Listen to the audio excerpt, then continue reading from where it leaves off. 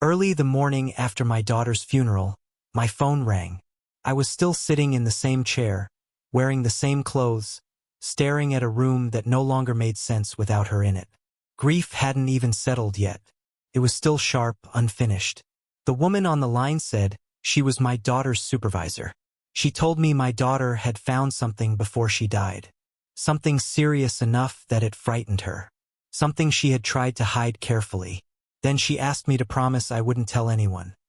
Not family, not police, not even people who claimed they were helping. What she said next is the moment my mourning turned into something else entirely. She told me she could prove my daughter wasn't supposed to die. That the conclusion everyone had already accepted was wrong. And that if the truth came out the wrong way, it would disappear forever. Before this story continues, I need to ask you something. Quietly, honestly. If you've ever lost someone and felt the world rush past your grief, please stay with me. Subscribe if you feel connected to stories like this, and if you've lived through something similar, share it in the comments. Sometimes knowing we're not alone is the only thing that keeps us standing. The day of the funeral felt less like a goodbye and more like a performance everyone knew their cues for except me. I arrived early because I didn't know where else to go. My house had already become unbearable, every room echoing with her absence, every surface still holding the shape of her routines. Standing in that quiet chapel, I told myself I would get through the day by observing rather than participating. That had always been my way when things became overwhelming. Watch, listen, remember, endure. People came in small clusters. They spoke in lowered voices, as if volume itself might be disrespectful. But the words were the same ones I'd heard before, recycled and softened by repetition. I was sorry for your loss. She was so young. At least she isn't suffering anymore. Each sentence landed with a dull thud, not because they were cruel but because they were incomplete. None of them captured who she was when no one was watching. None of them reached the part of me that was still trying to accept that my daughter would never walk through another door. I noticed quickly how often people looked past me. Their eyes would meet mine for a second, then drift elsewhere, as if grief were contagious. They gravitated instead toward my sister Lena. She stood confidently near the front, greeting people with practiced composure, accepting condolences with a nod that suggested authority. She corrected details when people got them wrong. My daughter's job title, her schedule, even small personal habits. Always gently, always with a smile that implied closeness. I said nothing.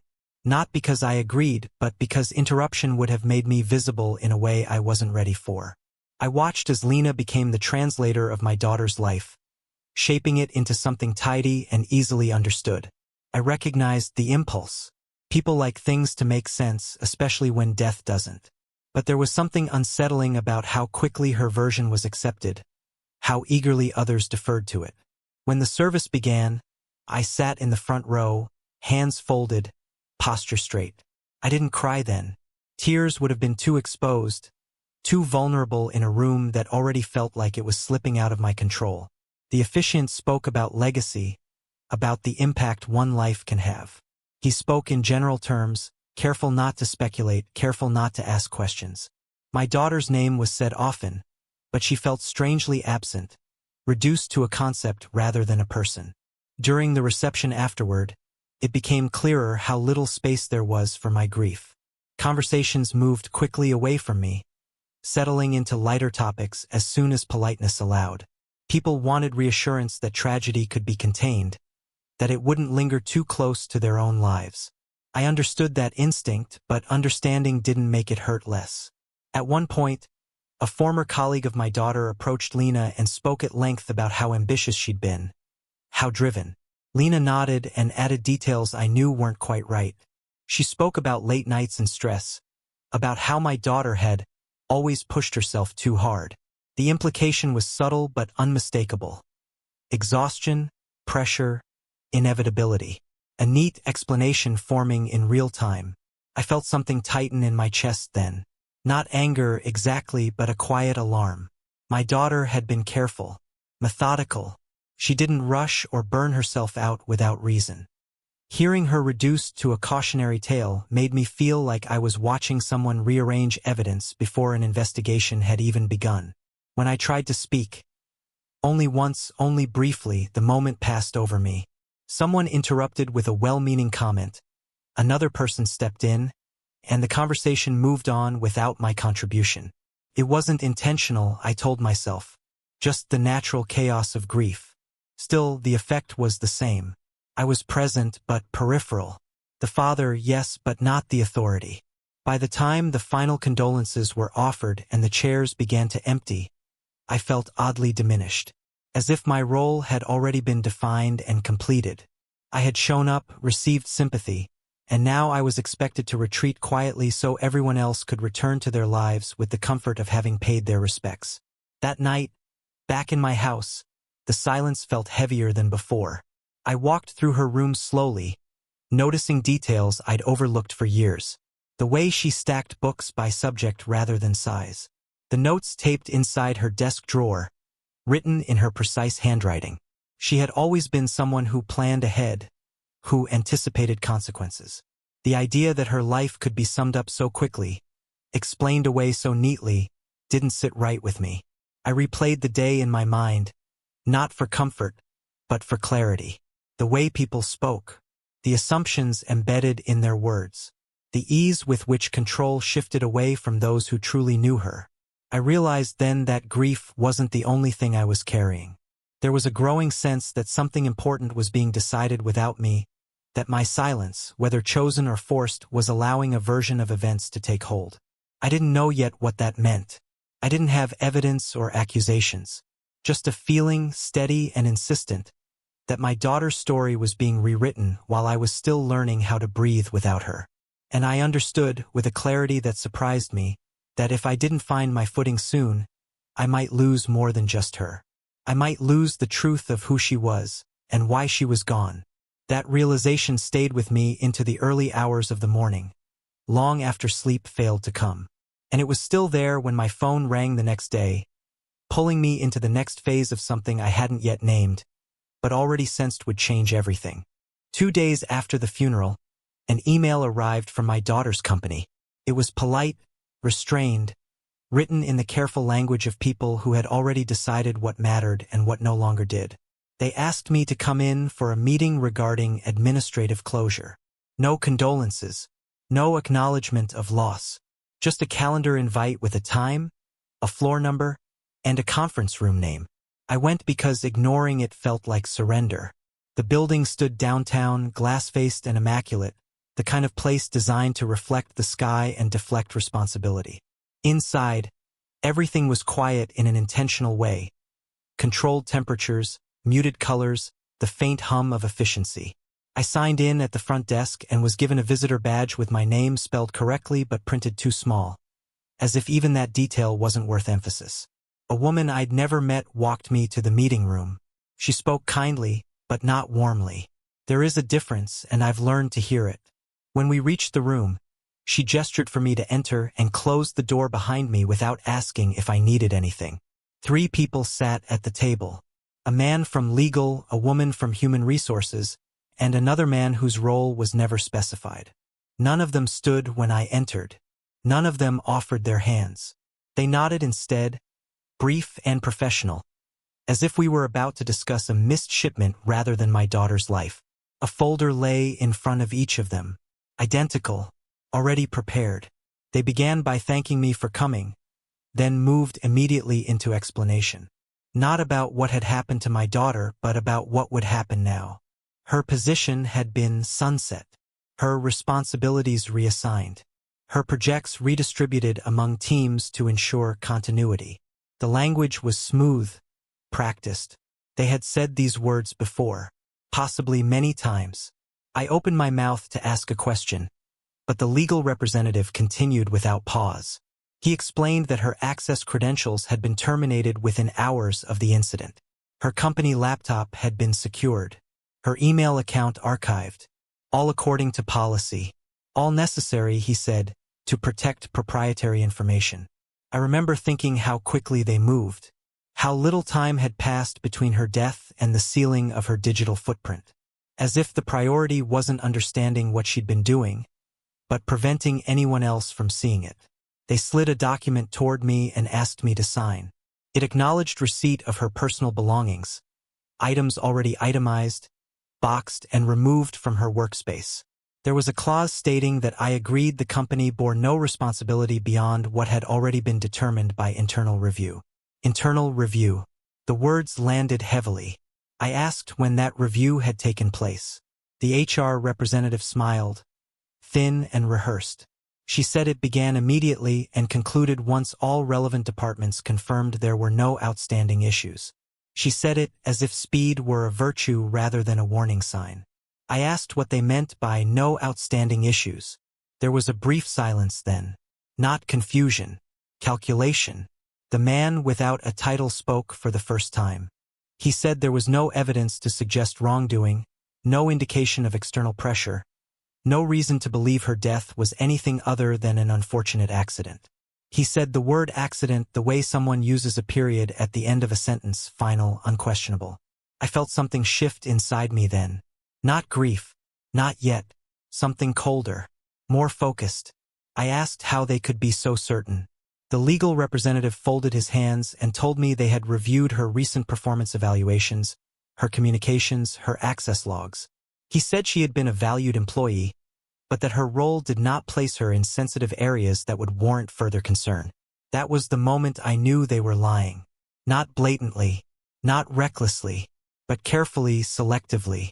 My daughter had told me enough over the years for me to recognize that description as incomplete. She had spoken about audits, about irregularities that weren't her problem, but still bothered her. She had never dramatized it. She was too disciplined for that. But she noticed things. She always had. I asked if I could see her files. The answer was immediate. No.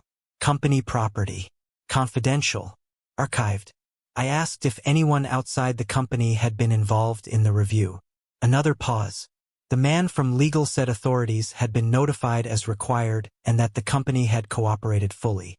He did not say who those authorities were or what cooperation meant. They pushed the folder toward me again. I didn't take it. I looked at each of them in turn, taking my time.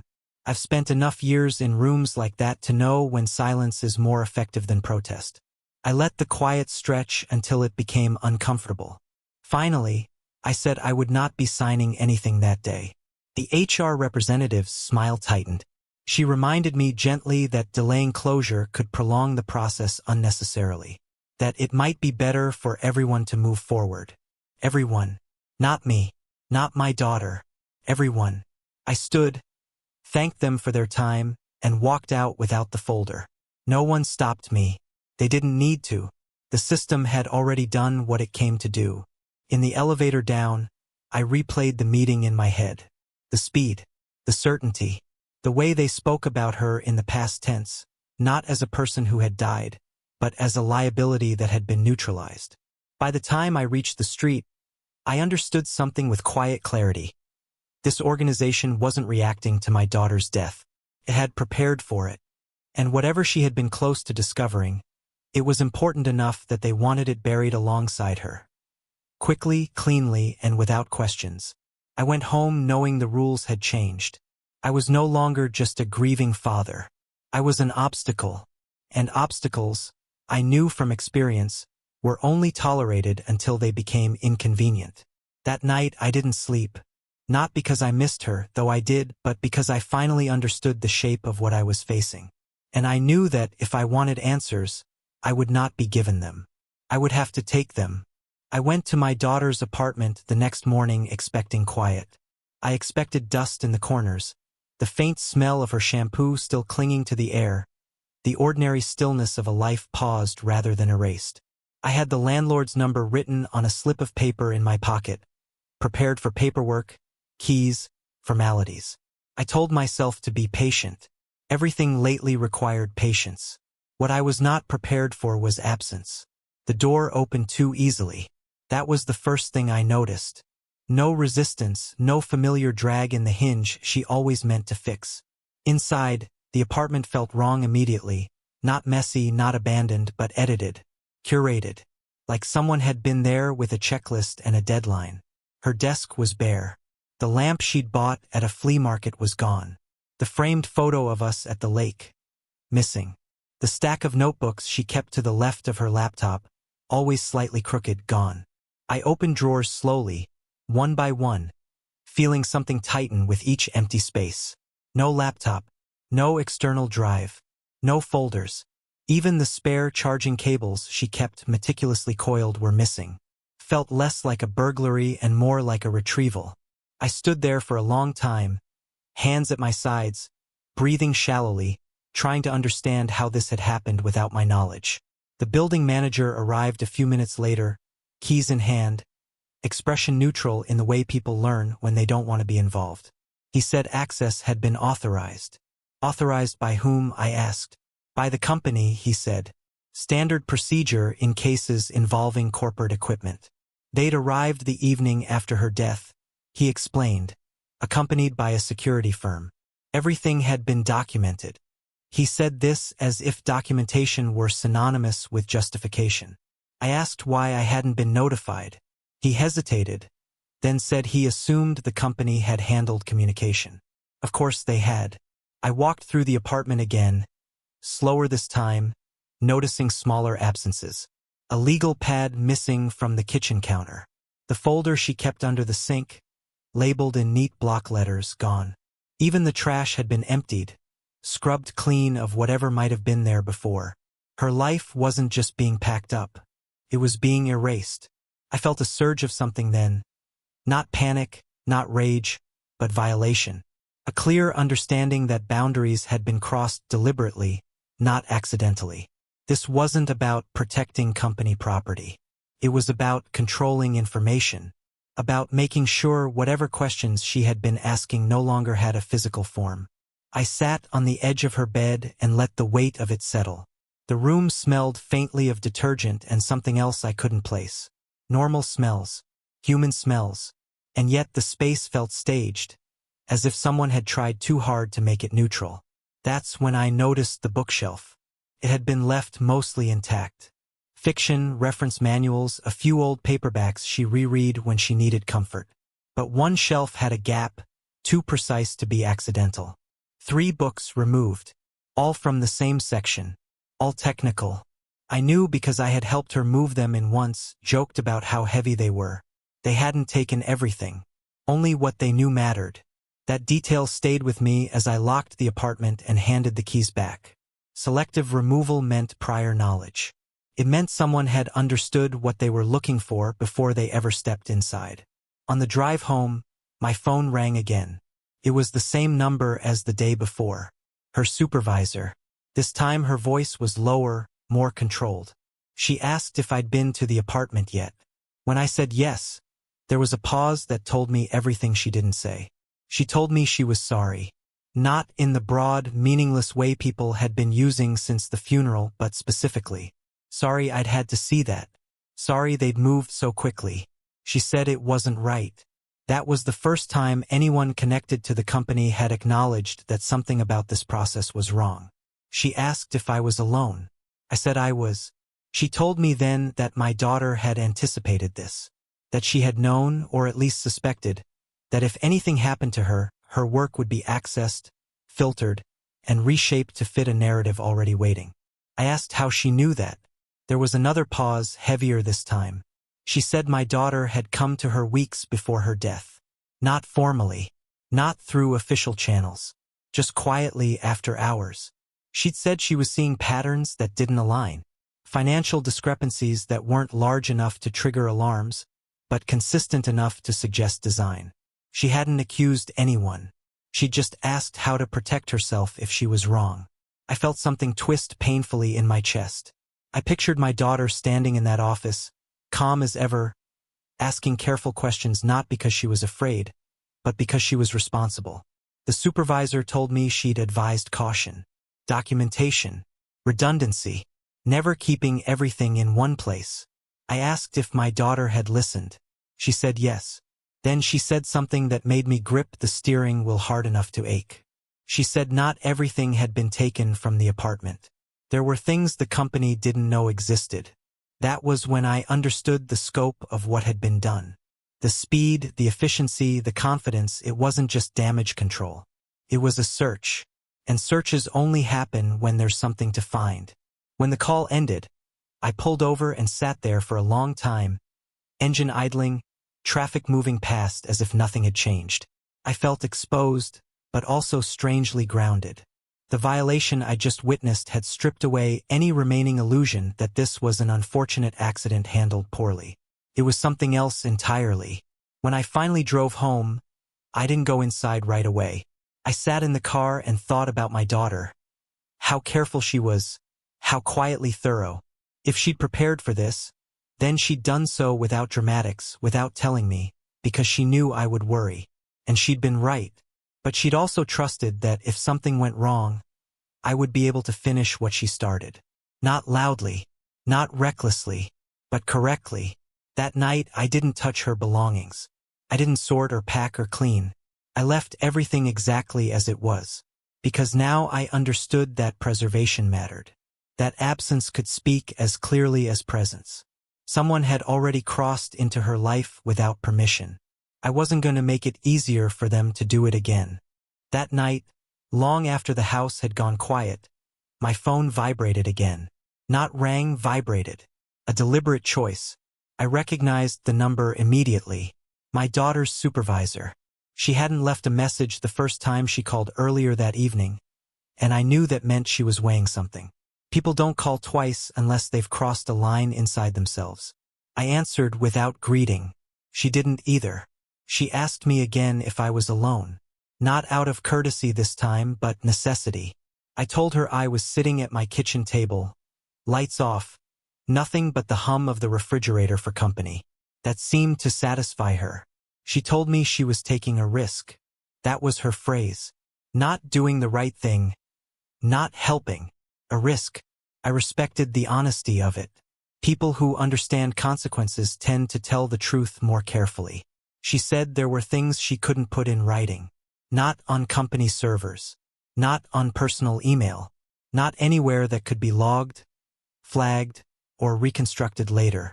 She said my daughter had understood that too, which was why what she'd left behind was fragmented by design.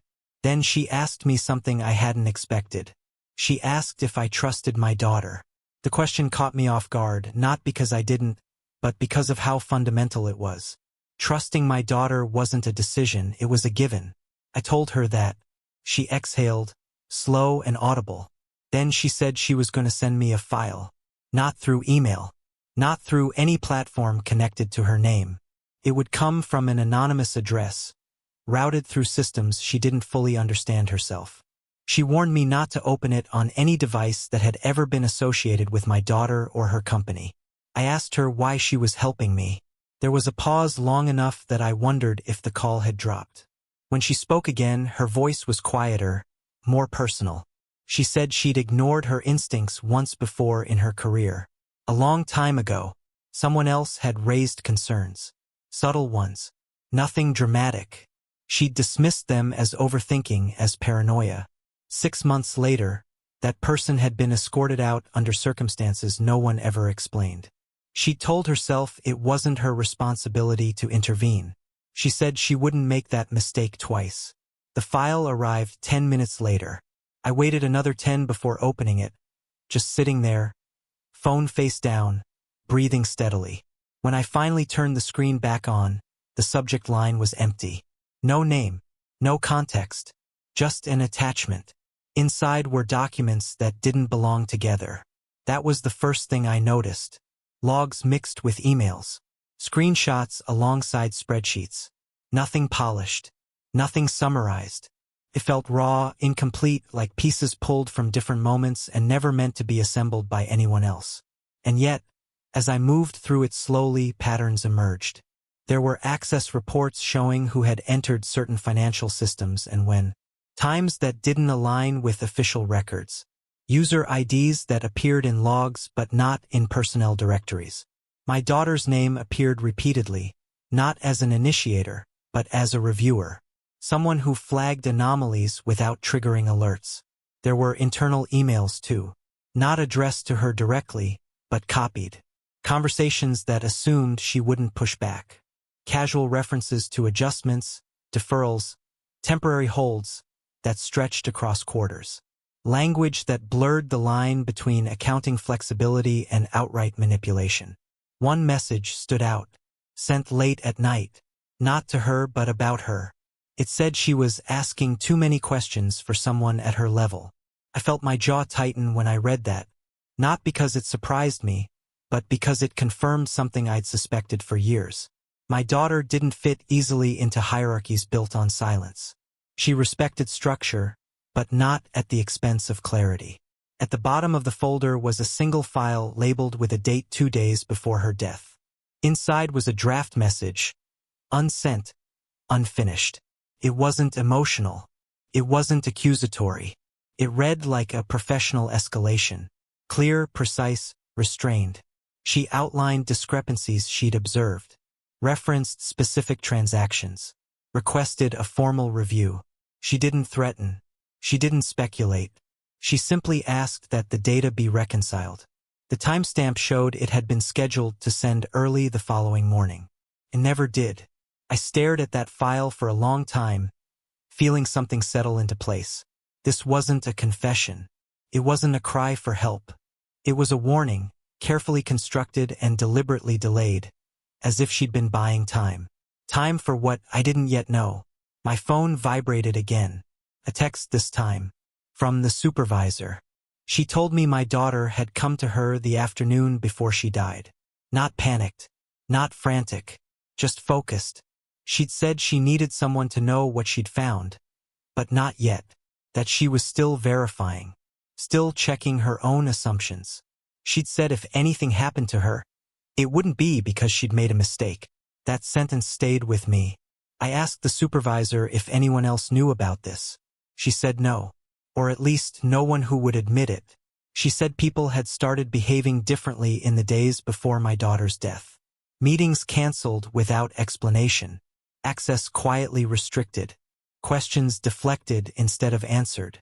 She said the company's response after her death, the speed, the certainty, had frightened her more than the loss itself.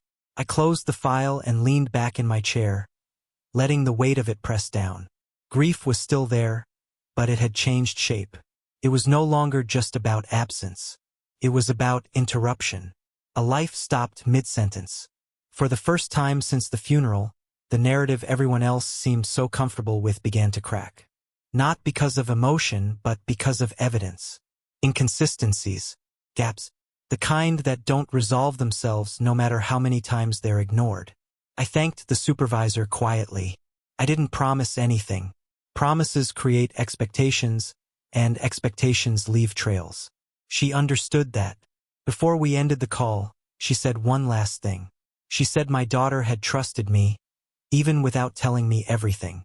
That she designed what she left behind for someone who would know how to proceed without needing guidance. That wasn't praise. It was responsibility. When the call ended, I sat alone in the dark, the file saved to a device I'd never used before. My phone powered off beside me. I didn't feel powerful. I felt sober, grounded. The way you do when you realize the ground beneath you isn't shifting, it's already moved, and you're just now adjusting your footing. I understood then that this wasn't about confrontation. Not yet. It was about patience, documentation, letting truth accumulate quietly until it could no longer be dismissed as coincidence. My daughter had started something carefully, knowing it might take longer than she had. I would finish it the same way. Once I understood what my daughter had uncovered, I stopped behaving like a grieving parent searching for answers and started thinking like someone responsible for protecting a record. Emotion had its place, but not here. Not yet. What she had left behind wasn't meant to provoke outrage. It was meant to survive scrutiny. I spent the next several days doing nothing that looked unusual from the outside. I answered calls when required. I returned messages with polite restraint. I thanked people for their concern. I let them believe I was doing what they expected. Processing loss, moving slowly, keeping my head down. Grief, I've learned, is an excellent disguise. No one questions silence when it's wrapped in mourning. Inside, though, I was working. I read through the files again, this time not as a father but as a verifier. I printed nothing. I wrote nothing by hand. I made no marks that could be traced back to emotion or impulse. Instead, I created a timeline, purely in my head at first, overlaying what my daughter had flagged with what the company had rushed to erase. The patterns were unmistakable once I stopped looking for motive and focused on mechanics. Shell accounts appeared and disappeared just outside reporting thresholds. Transfers were delayed, not cancelled, just long enough to smooth quarterly numbers. Audits were technically completed, but always after key windows closed. My daughter hadn't stumbled onto chaos. She'd found choreography. One name appeared more than once. An executive whose approval signature showed up on several of the transactions she'd flagged. The same executive who had signed her performance review weeks before her death. A glowing assessment. No concerns. No warnings. The kind of review that creates plausible deniability later. I checked public records quietly. Corporate filings. Board changes. Compensation disclosures. Nothing illegal on its face. That was the point. Everything was structured to look acceptable in isolation. It only became troubling when viewed as a whole. And my daughter had been close to seeing the whole.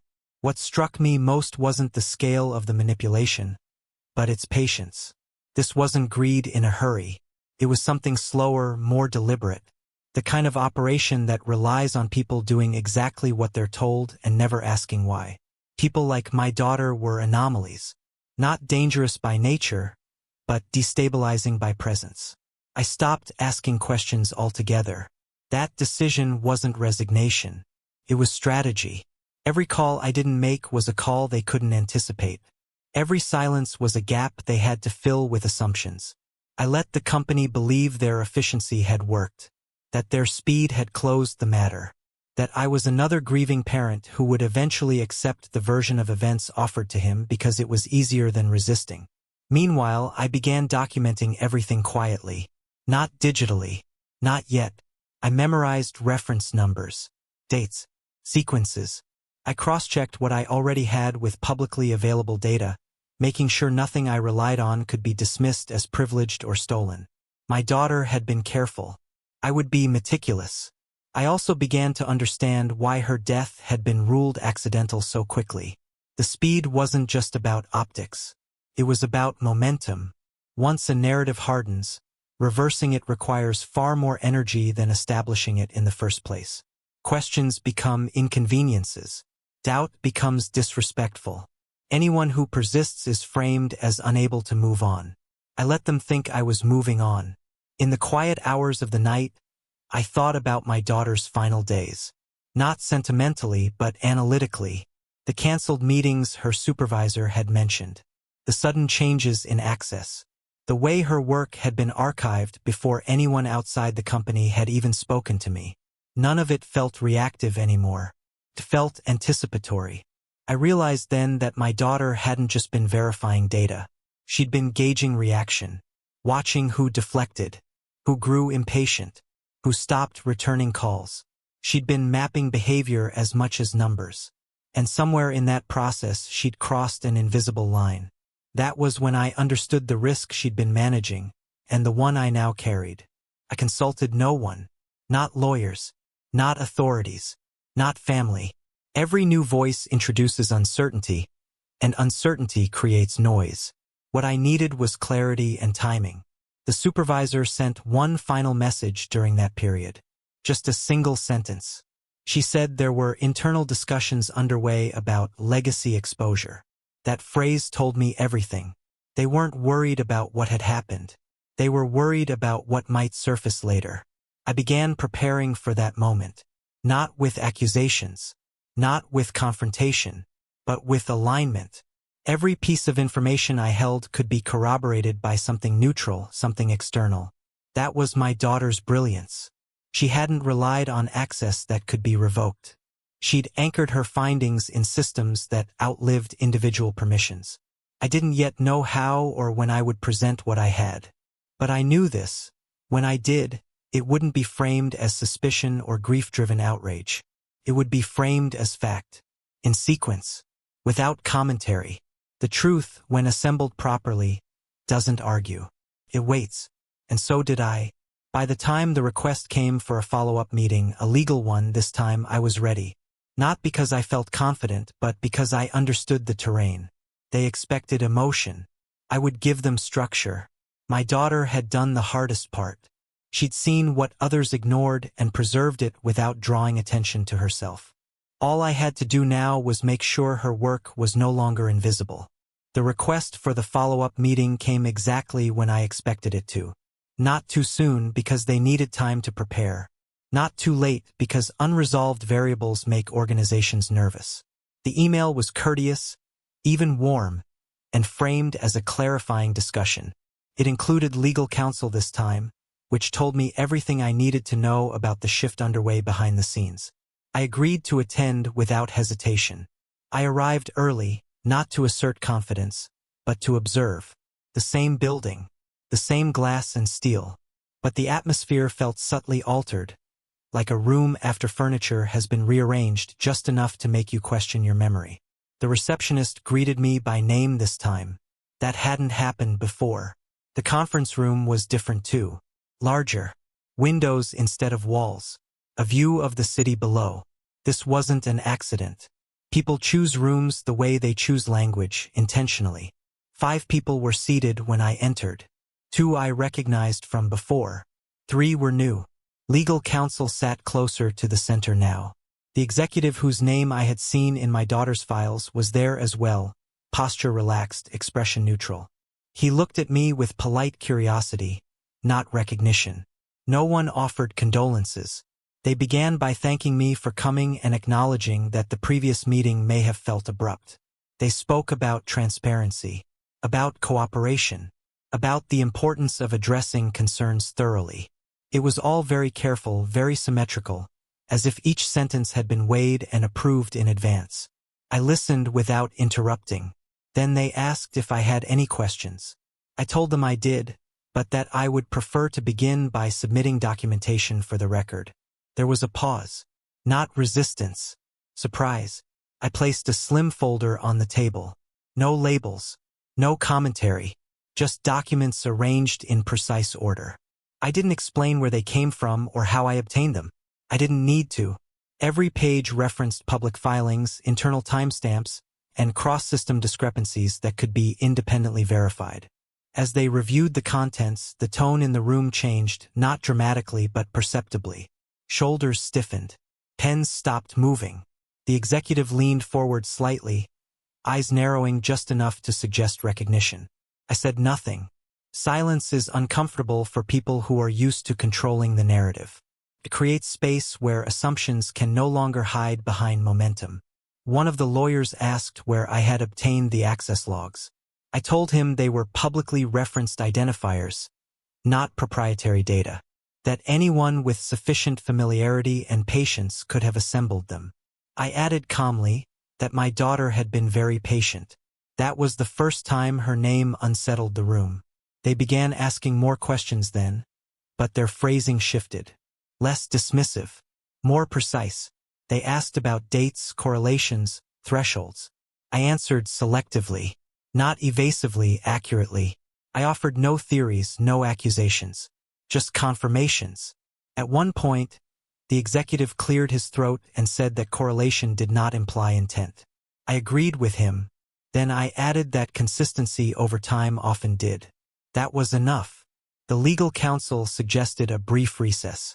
Everyone stood except me. I remained seated, hands folded, eyes on the city below. I felt no triumph, no relief. Only a quiet certainty that something irreversible had just been set in motion. When they returned, the room felt smaller despite its size. The language shifted again, this time toward process. Independent review. External auditors. Cooperation with regulatory bodies. Phrases designed to signal accountability without admitting fault. They asked if I intended to pursue legal action. I told them I hadn't decided. That answer unsettled them more than any threat could have. Intent can be managed. Uncertainty cannot. Before the meeting concluded, the executive spoke again. He said he was sorry for my loss. The words were stiff, delayed, and clearly advised. I accepted them without reaction. Apologies offered at that stage are about containment, not remorse. As I stood to leave, the legal counsel asked if I would be willing to provide additional context should the review require it. I told him I would cooperate fully, with any process that honored my daughter's work accurately. He nodded, but his eyes didn't leave me until I reached the door. Outside, the city moved the way it always does, indifferent, persistent. I stood there for a moment, letting the weight of what had just happened settle. The reversal wasn't dramatic. There were no raised voices, no confessions. But the balance had shifted. Quietly, permanently. Reality doesn't announce itself when it wins. It simply becomes unavoidable. I drove home knowing the next phase would unfold without me needing to push. Systems, once exposed, move on their own momentum. The truth my daughter had preserved was no longer isolated. It was embedded.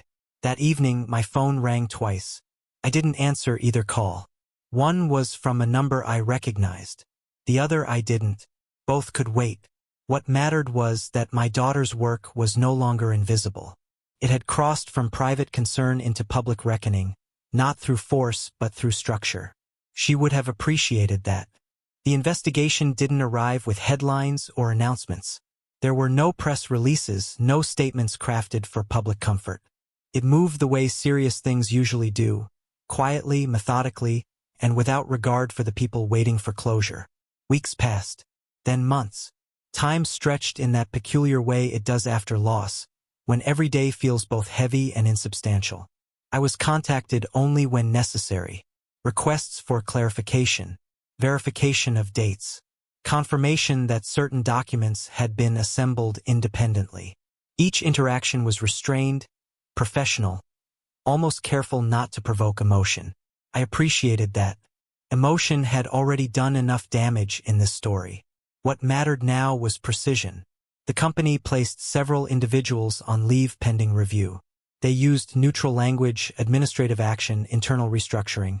But the meaning was clear enough. The executive who had appeared so composed in that final meeting stopped returning calls altogether. I learned later that he had retained counsel of his own. That detail told me everything I needed to know about how the balance had shifted. Some people in my life noticed the change before I said anything. Family members who had been distant began checking in, their messages warmer, more attentive. My sister Lena called twice in 1 week after months of silence. She spoke carefully, as if unsure where she stood. She asked how I was holding up. I told her I was managing. That was all. Others disappeared entirely. People who had once spoken confidently about closure and acceptance now seemed uncomfortable with the idea that there had been more to understand. Truth has a way of rearranging loyalties. I didn't chase any of them. I didn't correct the record socially. That wasn't my role anymore. The supervisor stayed in touch briefly, then withdrew. She told me she was leaving the company. Not immediately, but soon. She said she needed distance. I understood. Whistleblowers rarely remain where they've been forced to look too closely. Before she left, she thanked me. Not for what I'd done, but for how I'd done it. She said my daughter would have approved. That meant more to me than she could have known. One afternoon, I was asked to review a preliminary report. It was dense, technical, stripped of narrative. No mention of my daughter beyond her role and findings. No acknowledgement of motive or consequence. Just data, inconsistencies, failures of oversight. It wasn't vindication in any emotional sense. But it was accurate. And accuracy, I'd learned, was its own form of respect. I didn't celebrate when the final determinations were made. There was no moment of triumph, no surge of relief. Justice, when it arrives quietly, doesn't feel like victory. It feels like weight redistributed. Like something heavy has finally been set down where it belongs. At home, I began the slow process of sorting my daughter's belongings. Not everything, just enough to let the space breathe again. I found small things I'd forgotten. Notes in margins, reminders scribbled on scraps of paper, a grocery list folded into her jacket pocket, ordinary traces, evidence of a life lived attentively, responsibly. I kept the one notebook she'd hidden away, not because it contained secrets, those had already done their work, but because it reminded me of who she was when no one was watching. Careful, thoughtful, willing to carry responsibility without applause. The world didn't change because of what she uncovered. Systems rarely do. But something shifted. Audits were revised. Controls tightened. Pattern interrupted. It wasn't enough to undo the loss, but it mattered. It mattered because she had seen something wrong and chosen not to look away. That knowledge settled into me slowly, replacing the sharpest edges of grief with something steadier. I stopped waking up in the night replaying her final days. I stopped imagining conversations I'd never have. I began to feel not peace exactly, but alignment, as if the story of her life and her death had finally been allowed to exist without distortion. I no longer let others decide which parts of my life were inconvenient or too uncomfortable to acknowledge. I no longer accepted rewritten versions of events simply because they were easier to live with. My daughter had taught me that integrity isn't loud. It's consistent. It endures even when no one is watching. Sometimes, in quiet moments, I think about the morning after her funeral.